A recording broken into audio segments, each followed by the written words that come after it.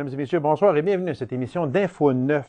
Après des années d'efforts pour redonner vie à l'ancien site Tembec de Taschereau, voilà que le dossier semblerait se terminer positivement. Alors, pour nous en parler, je reçois la mairesse de cette municipalité, Mme Manon Luneau. Madame Luneau, bonsoir. Bonsoir. Il s'agirait ici peut-être de préciser que l'émission est enregistrée le mardi 2 février. Donc, au moment où l'on se parle, peut-être qu'il y a certains développements de faits, d'autres qui ne sont pas encore faits, mais lorsque l'émission sera en ondes le 16 février, peut-être que ce que nous allons parler, il y aura d'autres développements aussi.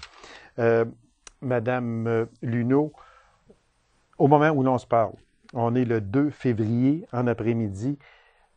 Est-ce qu'il y a signature? Qu'est-ce qu'il y a d'officiel dans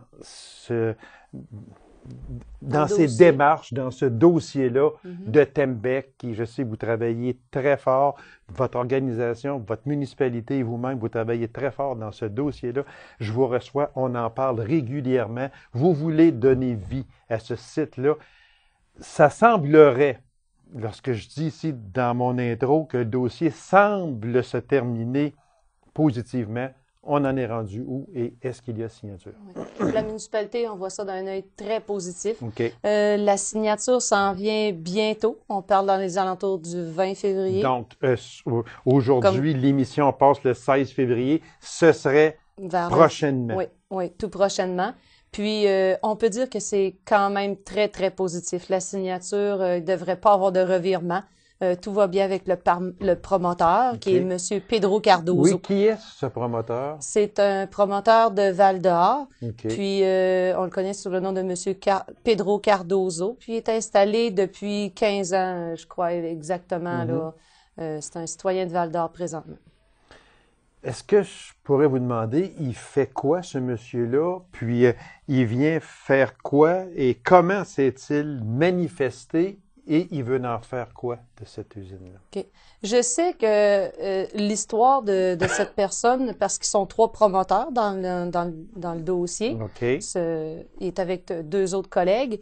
Puis, c'est un monsieur dans lequel il y a de l'expérience avec les mines. Il a débuté dans le début des mines, démarré des mines là-dedans, trouvé du gisement et tout. Puis, beaucoup aussi dans la communication, la télécommunication.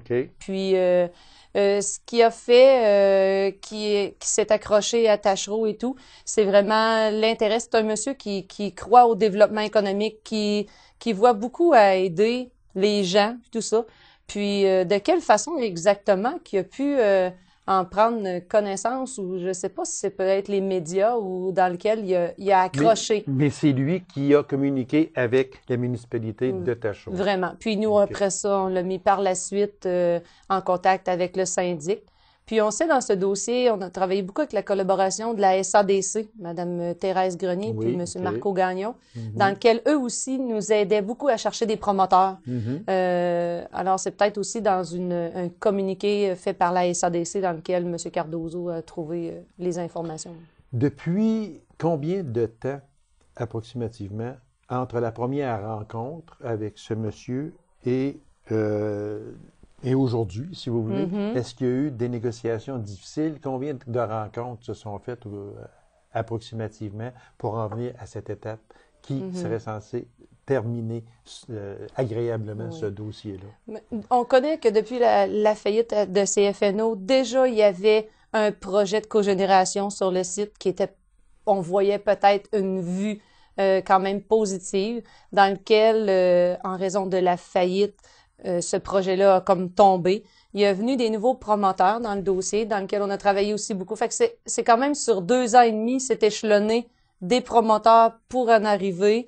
Avec M. Cardozo, on estime environ 1 an de discussion, d'échange et tout avec le syndic, puis de voir pourquoi le syndic s'est arrêté sur le promoteur qui est M. Cardozo, autre que on connaît d'autres promoteurs dans le dossier parce qu'il y était 3. Puis, c'est le comité de sélection avec le syndic qui ont arrêté leur choix sur M. Cardozo. Donc, il y avait 3 promoteurs intéressés. À un certain moment donné, je sais, je vous recevais ici, puis les négociations, même pas les négociations, parce qu'il n'y en avait pas. Il y a eu un certain temps mort où vraiment, là, vous ne saviez pas du tout qu'est-ce qui pouvait se passer avec ça. Puis, tout à coup, il y a eu trois promoteurs qui se sont pointés, si on peut dire. Pour moi, pour laquelle depuis je suis à mon mandat, puis même le maire avant moi, je pense que en travail puis en effort pour trouver des promoteurs, il n'y a jamais eu de temps mort. On a mis tellement d'efforts à trouver. Mais temps mort, dans le sens que personne ne se pointait, là. C'est ça que je veux dire. Mais parce que je veux bien le rectifier, parce que la municipalité a toujours travaillé très fort sur ce dossier-là. Mais quand j'ai dit temps mort, je veux dire qu'il y avait personne là, qui semblait intéressé. Mais depuis le début, dans les 3 ans, il y a toujours eu un promoteur pour la cogénération, dans lequel on voyait jamais d'ouverture avec les ministres, les gouvernements pour avoir nos 8 mégawatts. Ce promoteur-là a toujours resté dans la partie, mais à ça, c'est rajouté 2 autres promoteurs intéressés dans la dernière année de nos recherches, là, de trouver les 2 derniers promoteurs, là. Oui, parce que c'est ça là, que je veux bien établir, parce que je sais que vous avez travaillé et vous travaillez encore très fort. Puis quand je parle de vous aussi, mais l'ensemble, la municipalité, puis tous les personnes qui, de près ou de loin, ont ce dossier-là à cœur. Vous avez travaillé très fort. Puis tant mieux là, s'il y a des promoteurs qui se pointent, dont un qui semblerait vouloir mettre un point final à ce dossier-là. Et puis, bravo aussi à tous ceux et celles qui ont travaillé de près ou de loin sur ce dossier-là. On dit que ce sera un futur projet de granules industriels. Oui, c'est ça. Le but de M. Cardozo, c'est de confectionner de la granule avec les résidus qu'on a présentement sur le terrain. Il y a 2,5 millions. On sait quand même qu'il y a une certaine quantité qui est moins de qualité qu'une autre. Lui, le promoteur veut utiliser la meilleure qualité des granules qui sont des copeaux qui sont sur le terrain pour en faire une granule industrielle dans lequel lui, ça va être en vrac, va mettre ça sur le train, puis du train bateau pour aller en Europe.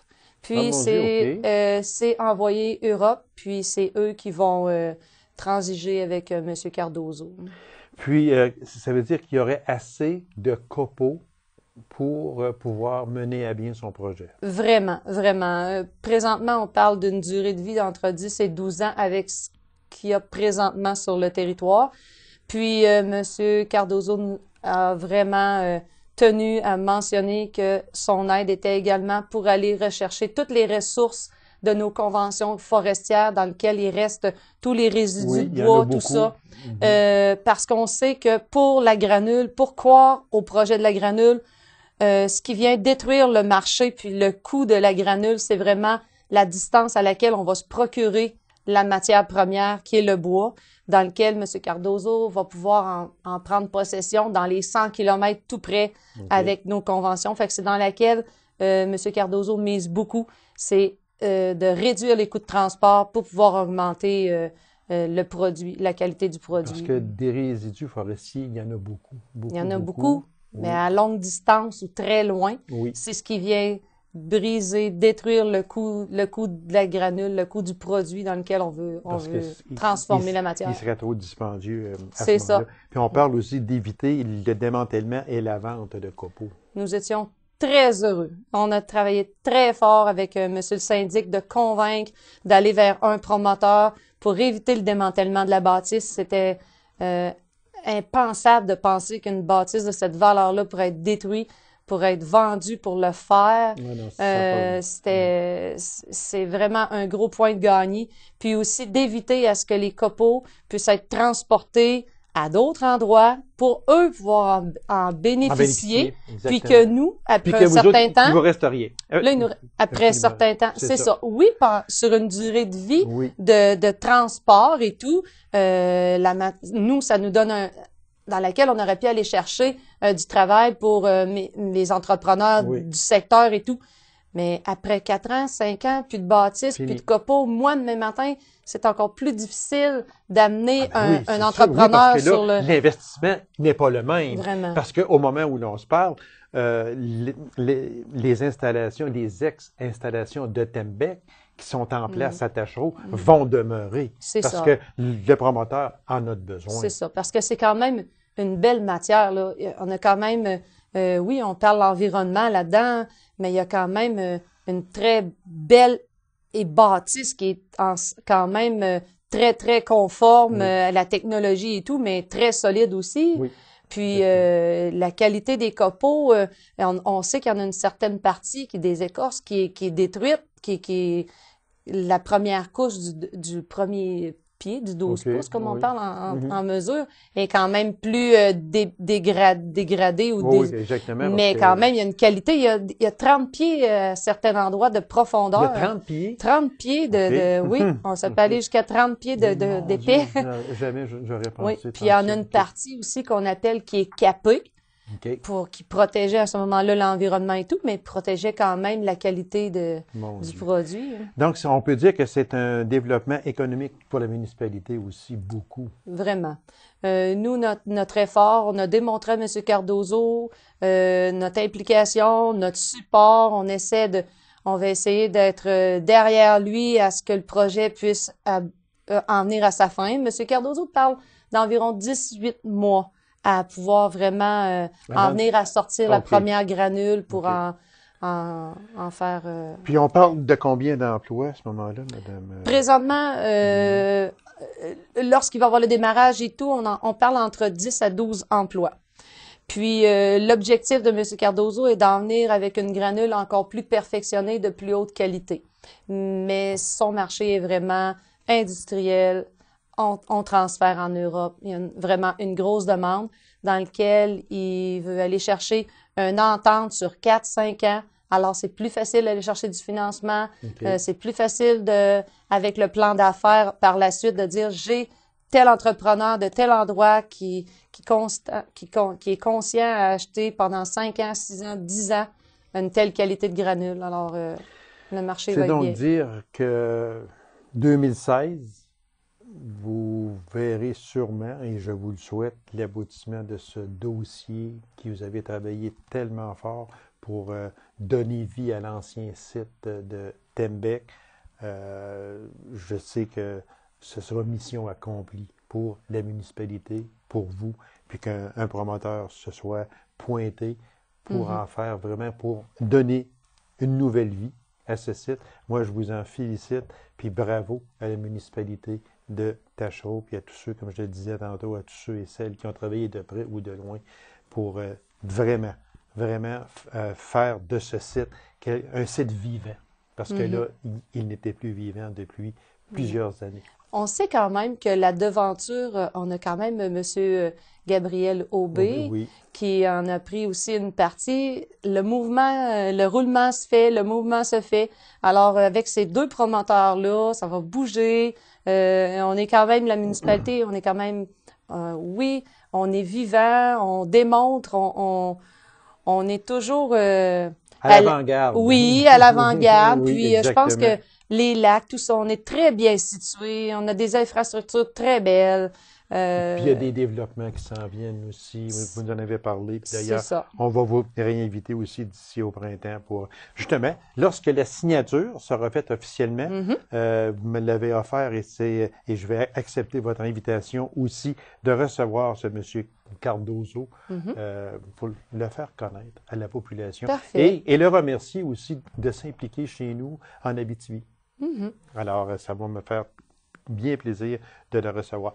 Madame Luneau, merci infiniment, puis on souhaite cette signature-là le plus rapidement possible. Je vous remercie beaucoup. C'est moi qui vous remercie. Au revoir. Une courte pause et on vous revient immédiatement après. Restez avec nous.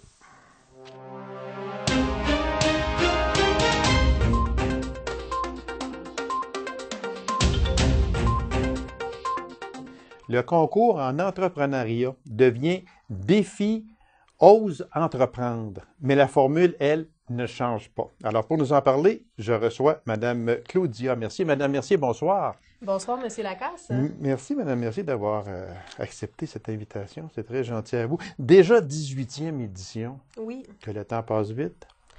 Bien, moi, ça fait 2 ans à la SADC 2 ans, oui, exactement. qu'on coordonne. OK. Oui, parce que là, il faut dire aussi que dans le comité, on a aussi Mme Sandrine Lacroix, c'est ça? Oui, mais dans le fond, on est plusieurs personnes Oui, dans le comité. plusieurs personnes, fait oui. que, dans le fond, cette année, qui coordonne, c'est moi. Puis aussi, je suis en train de former ma collègue Sandrine Lacroix qui va OK. prendre le relais après le 31 mars. OK. Mais est-ce que je peux vous présenter les autres membres du comité allez-y. aussi? Bien oui, allez-y. Parce que dans le fond, dans son volet, il y a le secteur entreprise, puis il y a le secteur étudiant. Qu'on va parler tantôt, oui, justement, c'est ça. dans les 2 volets, oui. Fait que, dans le fond, pour le volet, dans le comité, on a Martine Lambert qui est à la commission scolaire. OK. On a Mélissa Larouche qui est au Carrefour Jeunesse Emploi Abitibi-Ouest. Stéphanie Bédard qui est à la Chambre de commerce d'Abitibi-Ouest. Véronique Bernier à la Ville de la Sarre. Puis on a aussi Mario Bastien du Centre de formation professionnelle. Une belle brochette. Ben oui. Vous touchez à plusieurs secteurs dans ce Oui, on se complète comité. très Oui, bien. Puis exactement. on a chacun nos forces puis nos réseaux de contacts différents. Là. Exactement, oui. C'est la 18e édition et puis dans mon intro, j'en parlais, c'était le concours entrepreneuriat qui est devenu, comme on le disait, Ose entreprendre. Oui. Pourquoi ce changement-là? OK.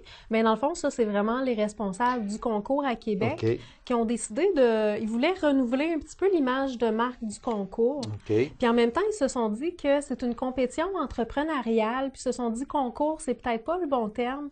Fait qu'ils ont décidé de changer de nom pour devenir Défi Ose entreprendre, pour vraiment un peu refléter... Oui, parce que j'aime ce mot-là quand même, parce que défi, ose entreprendre. Ça veut dire, vas-y, oui, ça tente de faire quelque chose, mais vas-y. Oui, puis la mission du défi Ose entreprendre, c'est quand même, c'est d'inspirer le désir d'entreprendre. C'est ça. Donc, avec le mot Ose entreprendre, ça portait vraiment mieux à ça. Exactement. Donc, je sais pas si dans leur planification stratégique, ils ont d'autres changements à venir, mais du moins, le changement de nom, déjà, ça montre un beau renouvellement pour le concours. Nous, on va s'en tenir, par exemple, dans le secteur Abitibi-Ouest. Oui, exactement. Alors, il y a... moi, j'aimerais que l'on parle de Marie-Pierre Cossette et François Duquette. Oui. Ça, ce sont les présidents d'honneur. Oui. Mais ils ont... Parce que des fois, on va souvent entendre dire « Ah, président d'honneur, c'est le nom. » Puis, mais non, ce n'est pas... C'est plus que ça. Bien, on cherche, dans le fond, à chaque année, on trouve ça important dans Abitibi-Ouest d'avoir des présidents d'honneur pour un peu personnaliser le concours, puis avoir des modèles un peu. Puis Marie-Pierre Cossette puis François Duquette, c'est 2 entrepreneurs qui, eux, ils ont étudié dans le domaine de la santé. Oui. Puis c'est pas du monde qui ont toujours eu le rêve d'avoir une entreprise. C'est des personnes c'est plus une opportunité qui se sont présentées. Donc, ils ont commencé à travailler au gym. À l'époque, c'était un consortium d'actionnaires qui avait ça. Puis eux, un moment donné, avaient le désir de vendre. Donc, il a offert à Marie-Pierre et François qui travaillaient là. Puis, ils ont décidé finalement de prendre la relève, de se lancer, d'oser le défi finalement d'entreprendre. Et voilà, exactement. Puis, c'est quelque chose qu'ils ont très bien fait. Puis, ça leur a permis aussi de développer des projets personnels dans leur entreprise. Puis, comme le programme Pour moi, par exemple, c'est des idées qu'ils ont mis en place. Puis, ça leur permet aussi de vivre de leur passion. Exactement. Puis, je pense que ça reflète beaucoup la réalité de plusieurs entrepreneurs qui décident de se lancer en affaires, mais c'est pas toujours tout le monde qui étudie en administration ou qui savent de quoi s'attendre. Fait que c'est un petit peu pour ça qu'on les a choisis cette année. Alors, d'où vient et d'où se place très bien le défi Ose entreprendre? Moi, moi, j'ai vraiment accroché sur ça parce que, il me semble que le concours en entrepreneuriat, oui, c'était ça, devenir entrepreneur, il fallait le prendre comme ça.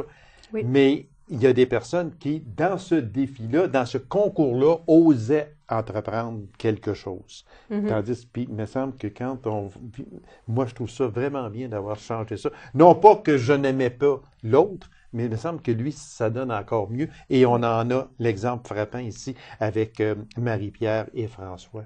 Exactement. Alors, le comité, bon, on en a parlé. On va parler du volet entrepreneuriat étudiant. Oui. Ça, c'est du primaire À l'universitaire? Oui, Et mon c'est Dieu, ça. c'est large. Ben, il y a plusieurs cycles. C'est OK. sûr que nous, en Abitibi-Ouest, on est plus touchés par vraiment le volet, les 3 premiers cycles primaires, OK. les 2 cycles secondaires, puis on a aussi le volet adaptation scolaire et la formation professionnelle. OK. Mais après ça, il y a aussi, ça se continue, il y a un volet collégial, dans le fond collégial individuel ou de groupe, puis un volet universitaire, la même chose, individuel ou de groupe. OK. Donc vraiment, ça permet pour tous les étudiants qui ont des projets des projets entrepreneuriaux, dans le fond, de se faire réaliser. Puis les projets entrepreneuriaux, mais c'est sûr que la difficulté entrepreneuriale qui va être demandée aux étudiants va être en fonction de leur capacité et de leur cycle. Donc, on va demander moins à des premières, deuxièmes primaires qu'on va demander à des cinquièmes secondaires, exemple. Oui, exactement. Parce que quand on parle, on peut dire que étudiants du primaire, oui. Des fois, on peut se dire, ouais, primaire, mais là, primaire, c'est quand même. Mais très souvent, c'est là que va partir l'idée de dire, ben là, moi, là, plus tard, j'aimerais avoir telle entreprise, faire telle chose. Oui. Ça part très souvent du primaire. Il y a plusieurs entrepreneurs qui ont un déclic en très jeune âge, qui se disent, moi, je veux me partir en affaires. Puis comment ces jeunes, ça leur montre que c'est possible. Ça leur montre qu'ils peuvent travailler en équipe, qu'ils n'ont pas besoin de tout faire seul. Ça fait développer des capacités qui sont utiles vraiment toute la vie. Puis même pour la motivation à l'école, ça l'aide. Puis pour mieux aider à faire la matière. Puis j'aurais une petite parenthèse par rapport à ça. Oui. Cette année, on a décidé de faire une vidéo pour montrer, dans le fond, les avantages de l'entrepreneuriat à l'école. Donc cette vidéo-là, vous pourrez le visionner sur le site web de la SADC. Sur le Facebook aussi, ça va circuler beaucoup dans les prochains jours. Quand on parle de ce que je veux revenir au volet entrepreneuriat étudiant, les critères d'admissibilité, ce serait quoi? Oui. Bien, dans le fond, il faut que ce soit, premièrement, un projet qui soit entrepreneurial, qui veut dire qu'il répond à un besoin. Fait que soit qu'il y a une problématique d'identifier ou un besoin, puis après ça, il faut montrer que, dans le fond, il faut que les étudiants soient impliqués dans le processus décisionnel, puis un peu dans la gestion du projet. Mais après ça, ça peut être très large. Fait que tout projet qui répond à un besoin, tout peut être réalisé. Il faut que ce soit fait entre juin 2015 et juin 2016 pour cette année, puis que la majorité du projet ait été fait avant le dépôt le 14 mars. Ça fait que ce sont les critères. Oui. Pour ce volet-là. Maintenant, il y a un autre volet qui s'appelle création d'entreprise. Oui. Ça aussi, c'est important. Parce que mais c'est ça. La relève, on ne le dira jamais assez, ça prend de la relève. C'est ça. Donc, avec le défi aux entreprendre, bien, c'est un petit peu l'idée de faire sortir les entrepreneurs, de se faire connaître. Oui. Il y a 7 catégories dans lesquelles ils peuvent déposer. Voulez-vous que je les nomme? Oui, allez-y. Donc, il y a les catégories bioalimentaires, donc par exemple pour la transformation des aliments ou la production agricole, commerce.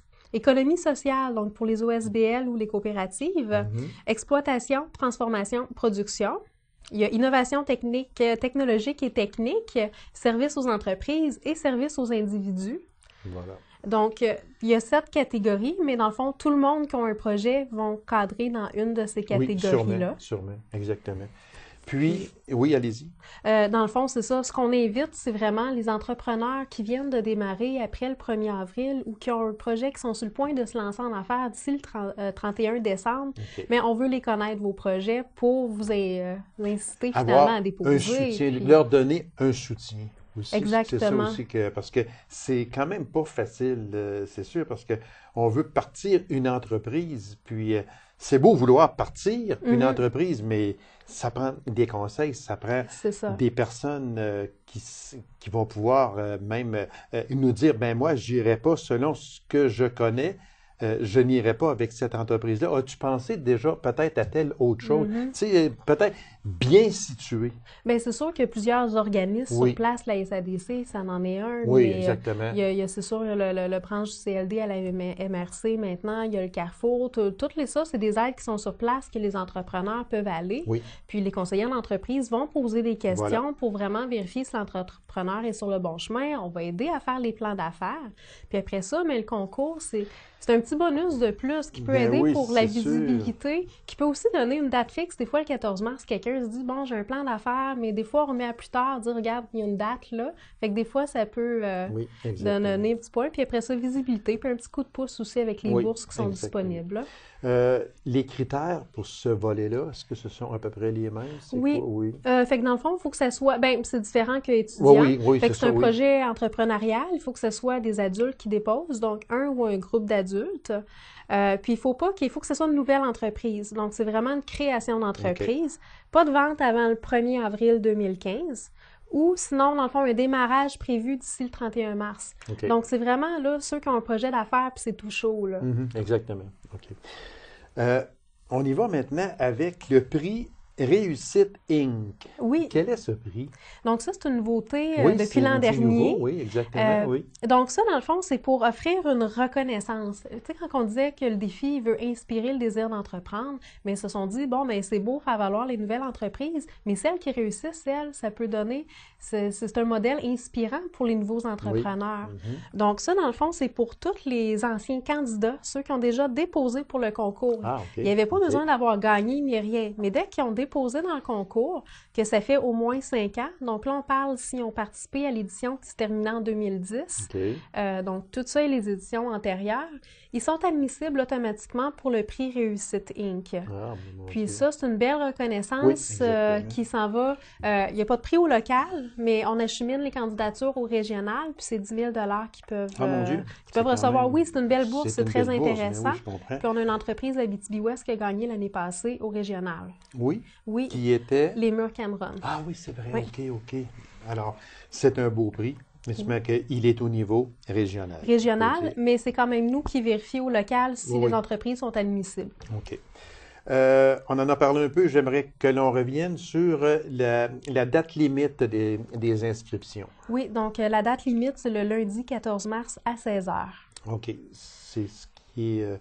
OK. Alors, tous ceux qui ont des projets. Des projets. Le formulaire est en ligne directement sur oseentreprendre.québec, qui est le site web. Tout est là, puis le site est beau aussi. C'est ça. Sinon, ils peuvent m'appeler moi ou ma collègue Sandrine à la SCDC s'ils ont des questions, puis on va les aider à remplir le formulaire.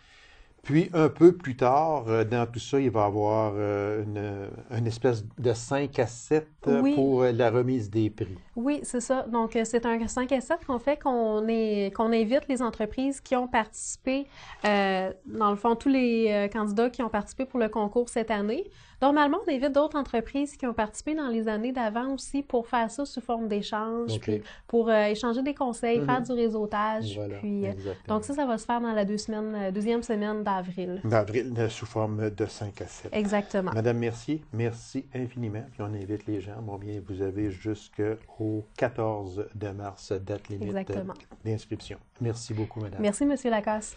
Alors, mesdames et messieurs, merci d'avoir été là. On se donne rendez-vous à une prochaine émission d'Info 9. Au revoir.